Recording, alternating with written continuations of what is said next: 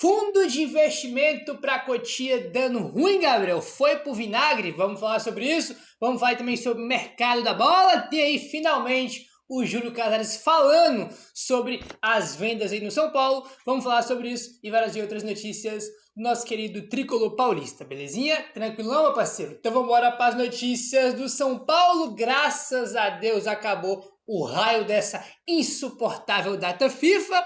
Né? Agora o futebol brasileiro aí retorna em programação normal, né? Já tem Copa do Brasil aí hoje e final de semana o São Paulo volta a jogar aí contra a equipe do Botafogo. O elenco do São Paulo, que se reapresentou ontem, na terça-feira, né? Tinha ganhado folga no domingo o elenco, né? Domingo e segunda. E terça todo mundo se reapresentou. Aí é sobre isso que vamos começar falando, olha aí. O elenco do São Paulo se reapresentou na tarde desta terça-feira, ontem, no CT da Barra Funda, e retomou os preparativos para o jogo contra o Botafogo, domingo, no estádio do Morumbi, tá bom? Próximos do retorno, o zagueiro Arboleda e o volante Marcos Antônio, em fase de transição com a preparação física após se recuperarem de lesões, fizeram todo o trabalho de aquecimento com os companheiros e na sequência realizaram um complemento com bola, tá? Então foram as atividades aí com o Marcos Antônio e também o Arboleda fizeram, né? Já estão na parte de transição, vamos ver, né? O Arboleda vai estar contra o Botafogo, vamos ver o Marcos Antônio aí torcer, né? Para aquele treino aí na quarta-feira, né? Hoje, na quinta, na sexta, né?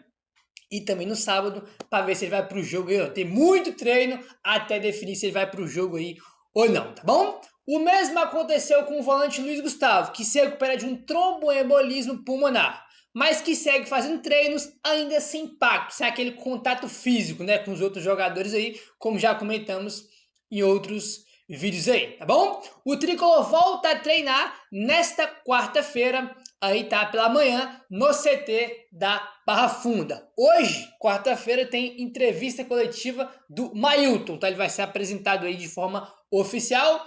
Ontem foi a coletiva do Tolói, foi apresentado em camisa 2 do São Paulo e hoje é dia do Mailton, tá? Então o Mailton vai conceder aí hoje a sua apresentação em entrevista coletiva, belezinha, meu parceiro? Agora vamos entrar aqui já num tema que já é para tirar a gente do sério, né? Que é a questão das finanças do São Paulo, né? A questão das vendas dos garotos aí, ou melhor, das doações dos garotos aí de Cotia, né? Que foram vários e vários aí esse ano.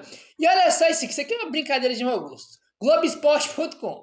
O São Paulo fechou o mês de agosto com um superávit de 4 milhões e 200 mil reais. O principal motivo foi o número positivo aí, né, da venda do Lucas Ferreira ao Shakhtar Donetsk, né, que foi 10 milhões de euros, né, só que o São Paulo não fica com os 10 não, porque o São Paulo só tem 80%, o São Paulo fica com 80%, ali, né, 80% dos direitos do Lucas Ferreira, né, porque tem o Boa Vista, né, do Rio de Janeiro, tem a porcentagem, né, então por causa da venda do Lucas Ferreira, o São Paulo fechou aí o mês de agosto com superávit, que não significa porra nenhuma. Como assim, Gabriel? Significa merda nenhuma. No começo do ano, tinha saído a notícia, né? São Paulo teve déficit nos 3 primeiros meses do ano. Isso é irrelevante, não vale nada, né? Tem mês que tu tem déficit, tem mês que tu tem superávit. O que vale no final das contas é o final do ano. É o balanço do ano da temporada, entendeu? Tem, como eu falei, depende muito também do mês, né? Porque tem mês que, né, de estadual, né? Aí, pô, por exemplo, vai ter jogo no Morumbi, aí o público não é tão bom porque é paulistão. Aí tem mês que tem jogo de Libertadores que a renda é gigantesca. Tem mês agora, por exemplo, de data FIFA, que você vai ter 2 jogos em casa, né? Então diminui, por exemplo, a renda da bilheteria. Então, tipo assim, cada mês tem algumas coisas específicas, né? Então, tipo assim, superávit e déficit em mês não vale porra nenhuma, é irrelevante. O que vale é o final do ano, tá? O que vale é o balanço aí da temporada inteira, né? Que no caso a gente vai saber no ano que vem, né? Porque é sempre assim, você sabe no ano que vem, sabe no ano seguinte, né? Como é que foi o ano. Por exemplo, as finanças do São Paulo, né? A gente só soube, né? Tudo certinho, bonitinho nesse ano, né? As finanças de 2024 a gente só soube esse ano e a de 2025 só vamos saber em 2026, né? O balanço só sai no ano seguinte, né? Então, tipo assim, pô, superávit, 10%, que pouco importa, né? Isso aqui é bem relevante. E outro, né? déficit de 4.200.000 reais, né? Dinheiro também de pinga que não vai... Só a renda do São Paulo quanto ele deu no jogo que vai ter esse mês, quanto ele deu no jogo de volta, vai ser maior que isso aqui, né? Então, tipo assim, doaram todo mundo aí para ter um superávit de 4 milhões. É uma brincadeira, né? É uma brincadeira de mau gosto. Falando em brincadeira de mau gosto, bora falar aí sobre a questão do Henrique Carmo, né? Que já foi embora, já viajou e tudo mais.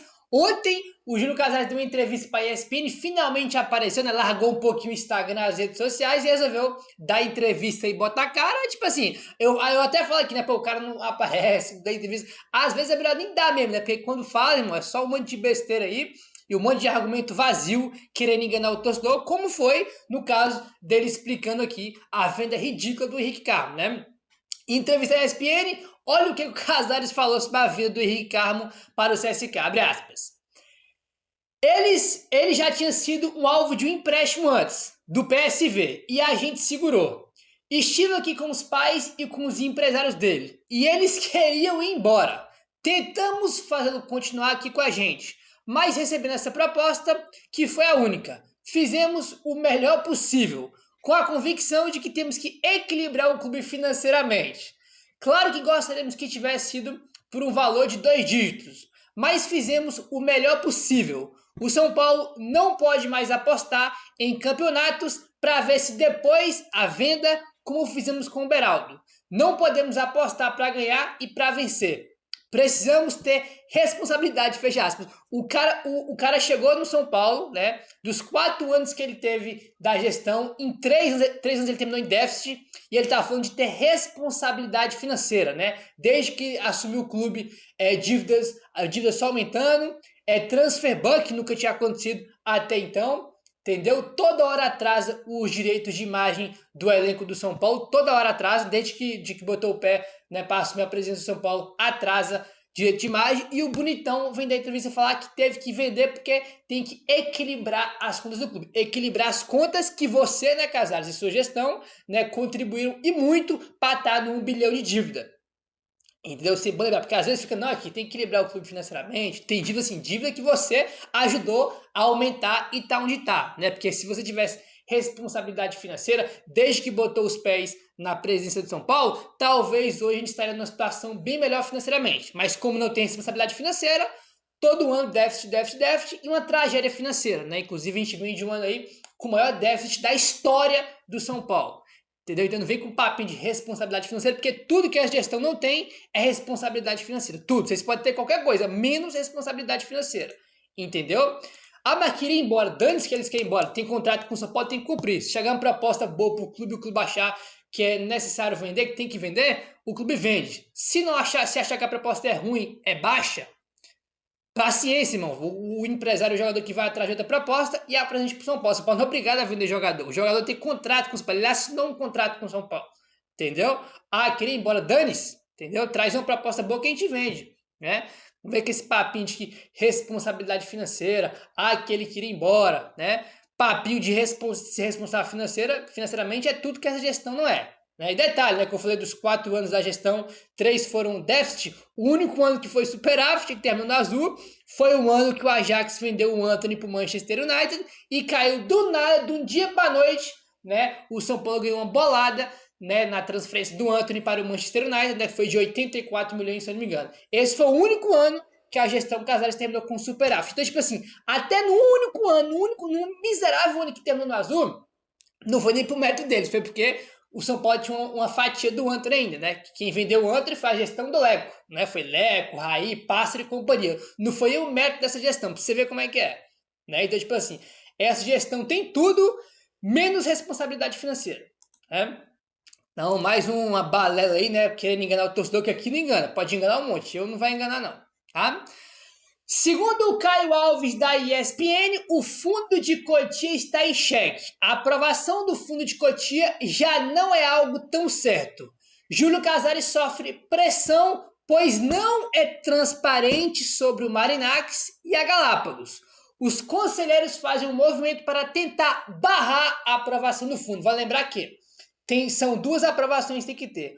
Uma é do Conselho Administrativo, já teve a votação, já foi aprovado, e agora a votação vai para o Conselho, né? Só que tem muita gente no Conselho, né, que está fazendo um movimento aí para poder barrar a aprovação do fundo, porque ninguém esclarece nada, ninguém entende o que é esse fundo aí do Marinax, aí a Galápagos está no meio aí também, então, como a gente sempre fala, né, cara, uma gestão que não tem transparência, entendeu?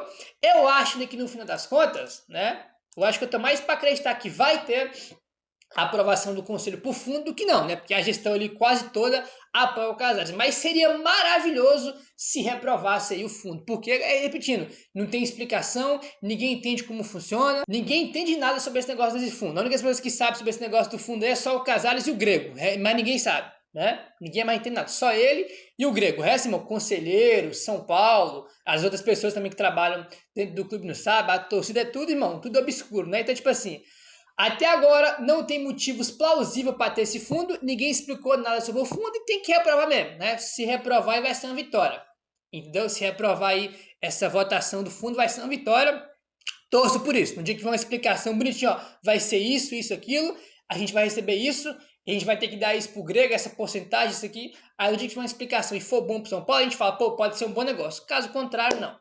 Bora ver se vai reprovar isso aí ou não. Meu querido, se inscreve no canal, deixa o like, valeu, tamo junto e saudações tricolores.